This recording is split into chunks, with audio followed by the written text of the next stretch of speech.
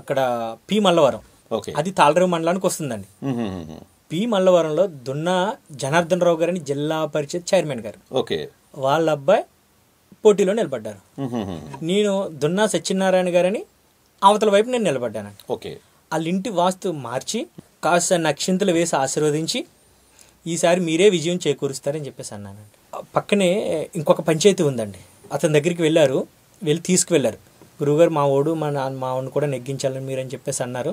వెళ్ళిన తర్వాత అతని నాకు చెప్పిన విషయం ఏంటంటే అండి, మా మిస్సెస్ గారు టీచరు, నాకు డబ్బులు ఉన్నాయి, ఇక్కడ నాకు చాలా పాలయంగా ఉంది, అందుకే నాకు టికెట్ ఇచ్చారు, నేను ఈజీగా నెగ్గేస్తాను, ఇంకా ఏదన్నా సపోర్ట్ ఉంటే చెప్పండి అని చెప్పేసి అన్నారు.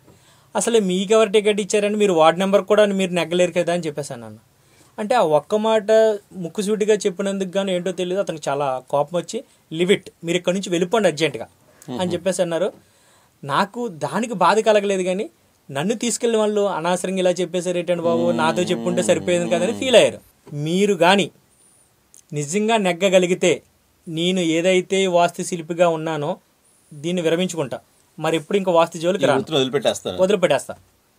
మీరైతే నెగ్గడం అసంభవం, నెగ్గడం అనేది జరగదు, మీరు 250 ఓట్లు మెజారిటీ చెప్పారు, ఇది జరిగే పని కాదని చెప్పేసి అన్నామండి.